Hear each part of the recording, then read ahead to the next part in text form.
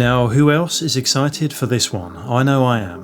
When I first heard that Dan Trachtenberg, the mind behind Prey and 10 Cloverfield Lane, had not one but two Predator films lined up for the same year, I'll admit I was a little concerned about the pace. Were these projects being rushed? But then I read about the premise for Predator Badlands, and whoa.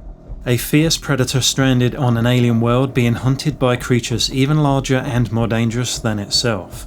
That's a wild idea. It sounds like the kind of bold, high-concept storytelling that demands attention. I mean, come on, even if it's more fun than fright, this feels like a welcome twist on the iconic apex hunter from space that has captivated audiences since the late 80s, and to top it off, a lucky few at CinemaCon already caught a glimpse of the trailer, igniting early buzz, which sounds all positive. When it's released to the rest of the world, I'll break it down myself with an honest and open mind, have no fear. If there are cracks, I'll expose them as any true fan would. But let's talk about the film in question, Predator Killer of Killers, an anime set to release in June ahead of Badlands. I enjoy a good anime, and many series and films in this format deliver not just compelling stories, but often stunning, unforgettable imagery. I'm happy to say that the trailer for Killer of Killers looks like it captures all of that, and then some. It looks mesmerizingly crisp and refined. Seeing a franchise I've admired for most of my life brought to life in this style feels like a gift. Honestly, it's exciting. I'll always be drawn to these new anthology-style entries that expand on what we love, in this case the Predator universe. As long as they treat the source material with the respect it deserves, there's so much potential to tell fresh, inspiring stories. So let's start with the visual style. Killer of Killers was co-directed by Dan Trachtenberg and Josh Wassung, the latter being the creative supervisor on Prey and the co-founder and chief creative officer of The Third Floor. If you're not familiar with The Third Floor, it's one of the world's leading visualization studios, and a quick visit to their website will show just how many projects they've helped bring to life. I love the visuals here, it's striking, distinct and highly stylized.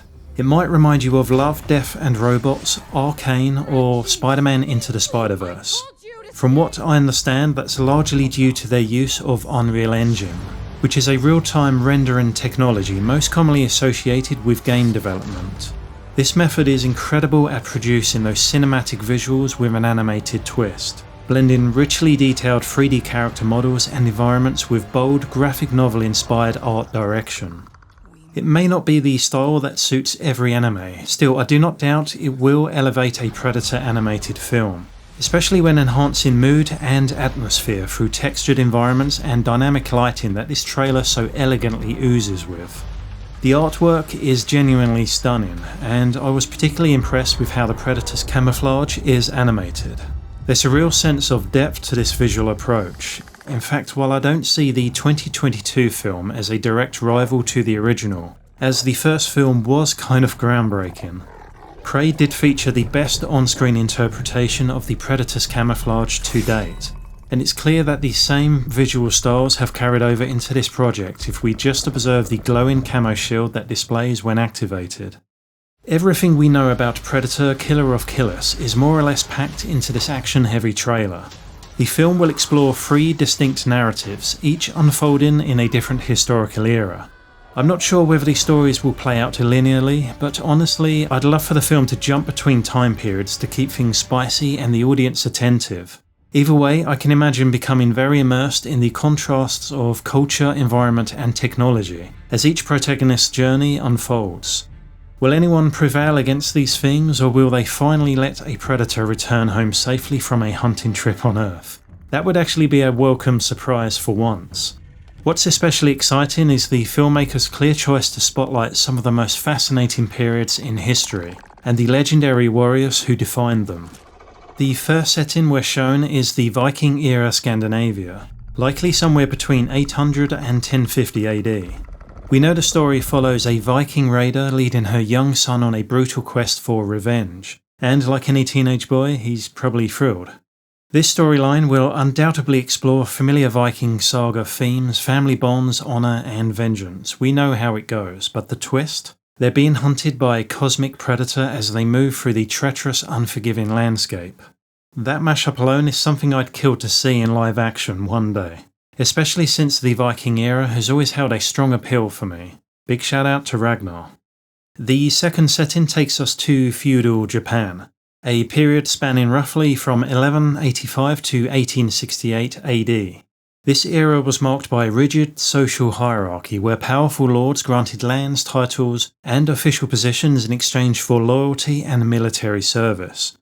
Against this backdrop of honour, duty, and legacy, we follow a ninja who turns against his samurai brother in a fierce battle for succession. Amidst the chaos of in-house fighting and treacherous family drama, the Predator enters the fray, which I can only imagine will add a lethal complication to the brothers' rivalry. Lastly, setting a portion of the film in the World War II era adds a whole new dimension to what we usually expect from a Predator encounter, both logistically and visually. It's smack bang in the middle of a war. And honestly, this shot here, it's just unfair. These planes might as well be made of paper. But all we know is that an Allied pilot takes to the skies to confront this otherworldly threat to the Allied cause, and, well, good luck. The Predator appears to be more than just a myth in each of these historical settings. Rather than fading into legend or a tale passed down through generations, it seems to have maintained a very real, very active presence, frequently preying on the local populace. In fact, it's so entrenched in these cultures that we hear a Viking mother speak of the creature to her son, almost with reverence. This suggests that, at least in two of the depicted societies, facing a predator might be seen as a rite of passage or even a great honour, proof of one's worth in battle against a nearly unstoppable foe. Despite its alien lizard appearance, we have to assume that the predator species is vastly more intelligent than humans, based on its technology if they developed it, that is, or perhaps they conquered a civilization that engineered this tech. I can't imagine they surpass us in artistic or emotional terms. You wouldn't want to hire one as a babysitter, but certainly in strategy, discipline and survival. However, more than their advanced technology or fearsome looks, it's their strict code of honour that truly defines them. Throughout the trailer we see this crucial element of Predator lore, its code of honour, applied cleverly and consistently. Much like the feral Predator in Prey, which wielded a more primitive, though still highly advanced set of weapons, the three hunters in Killer of Killers reflect the technological level of their human opponents. Well, for the most part, I think this trigger-happy pred might be taking the piss ever so slightly. Usually they don't rely on overwhelming firepower, but instead on a balanced fight, challenging but not impossible. While the Predator always maintains dominance, the use of handheld weapons and specific armour choices, rather than high-tech overkill like the Plasma Caster, show a deliberate attempt to even the odds. Just as the Plasma Caster made sense against modern soldiers with firearms, these earlier Predators adapt to their eras with tools that reflect their prey. Even their physicality, their size, movement and fighting style seem tailored to match the challenges of each time period and its people. The giant hulking Predator terrorising Scandinavia is a perfect match for the savage towering warriors. Battle-scarred, draped in furs and iron, and driven by a thirst for honour through violence and worthy death. His primary weapon even echoes the function of a buckler, possibly fused directly to his arm. While it likely serves a defensive purpose, much like what we saw in Prey, this guy clearly enjoys using it a little too much offensively. The leaner, more agile Predator that invades Japan also feels like the perfect fit. His abilities favour stealth and precision, offering a more balanced, honourable confrontation with his human prey, aligned with the very code of honour I mentioned earlier. His armour is sleek and his choice of weapons show thoughtful innovation, and boy do they. Perfectly tailored for this deadly clash with the legendary samurai. As for the World War II clash, I am unsure what to expect from this confrontation, as there seems to be no equal footing for the Allied pilots.